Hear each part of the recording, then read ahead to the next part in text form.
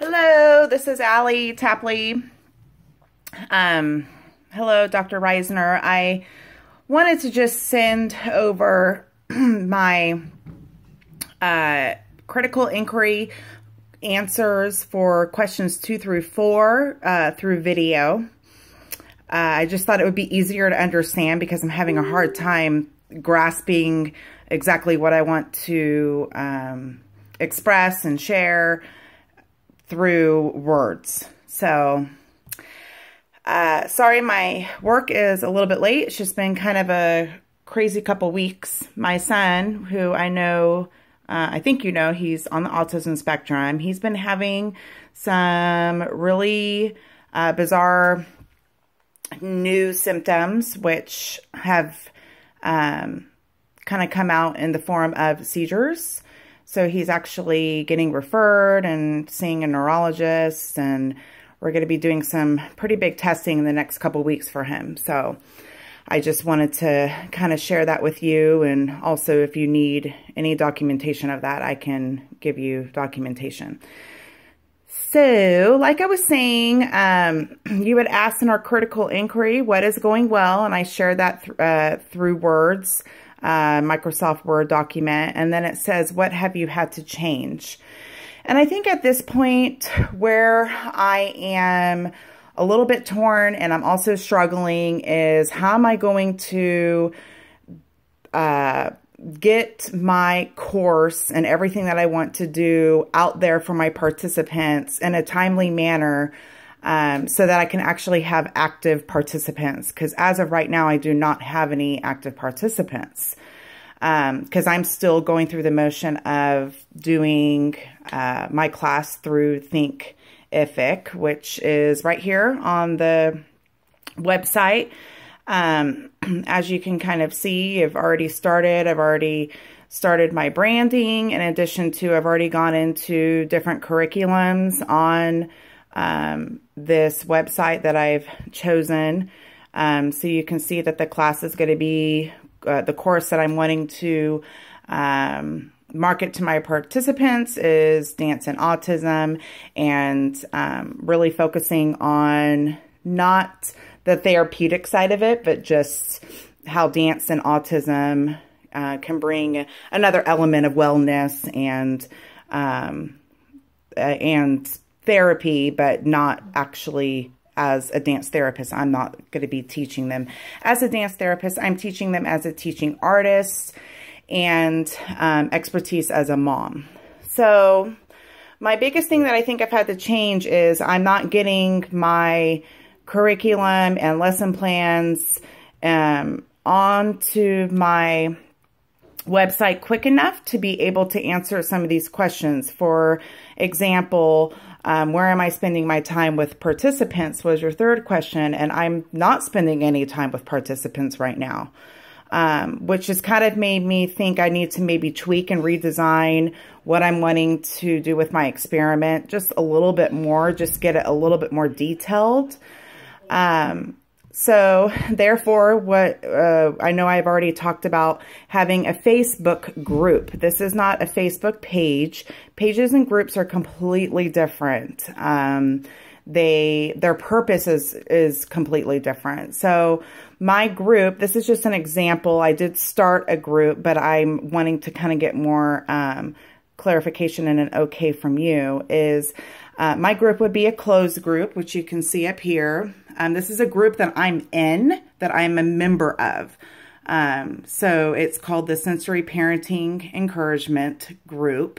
It's closed, and mine would be more, mine would be a dance and autism group, and mine would be closed as well.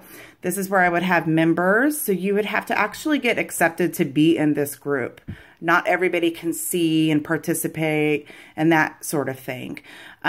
This section is where I would have events, and mine wouldn't actually be events. Mine would be maybe more like dates on there and times that I would be doing live streaming or video series of myself, either teaching my son or a combination of other students, and then sharing that through via internet. And then, of course, the videos and the photos are there. So the videos are also an element I'm wanting to do. But the reason why I like the group feed is because you also have this section where there's polls and then fillings. And then also you have a section where there's surveys. So I think that that's how I'm going to be able to measure my progress and measure if the lesson plans and the activities that I've incorporated through the class that I'm starting up, if it's working or not. Because I can put right here, right on here, I can do a poll. Hey, how's this working for everybody? Did you enjoy today's lesson plan? Did you not?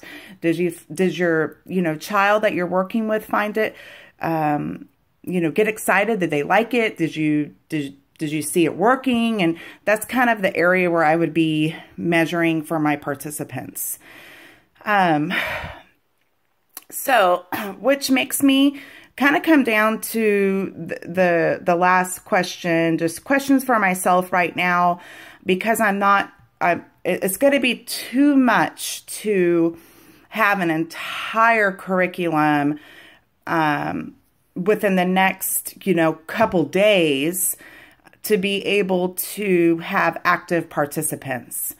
So what I'm wondering at this point is, yes, still having everything run the same, but maybe doing or breaking it down into less lesson plans.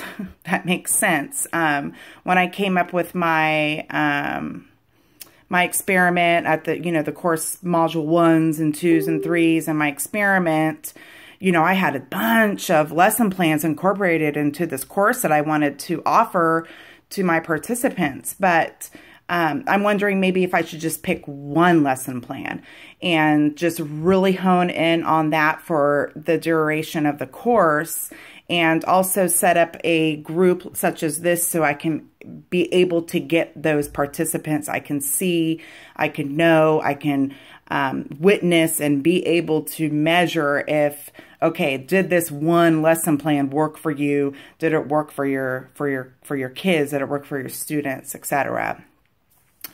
I really, really, really want my participants for this experiment to be basically other moms like me who want to be able to use a lesson plan like that within their own home with their child who is on the autism spectrum or has special needs.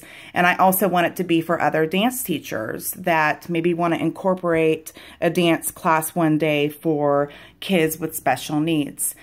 I know some people in our modules where we were kind of reflecting on other people's work, they had mentioned, why don't you have your participants be the actual students that I'm working with, aka my son or a group of other kiddos who want to take a class with, for dance and autism. But I really, really want my participants to be the dance teachers, the dance artists, the moms out there, the regular teachers who maybe, don't even know anything about dance, but something like a couple lesson plans could really, really help them in their special needs classroom.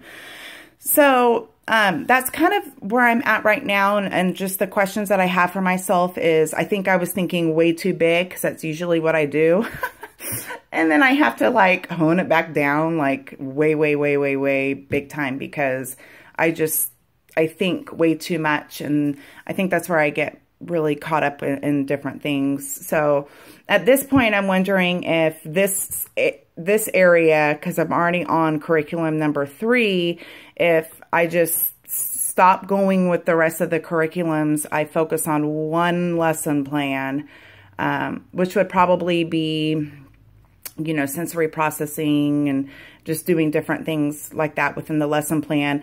And then kind of getting just that one live video, which would accompany a, word format of how to, broken down of how to do this lesson plan at home, how to do it with your kiddos, how to do it in a classroom, and maybe just doing smaller lesson plans throughout the experiment instead of one big curriculum-based plan that I'm not going to be done with anytime soon in order to get participants. So the goal here is to get some participants, and if you have any suggestions, please, please, please, please help. And thank you so much for your time, and hopefully with me talking and kind of showing you these things and just my setbacks, it's a little bit more understood better verbally instead of me trying to write this all out. Thank you. Bye.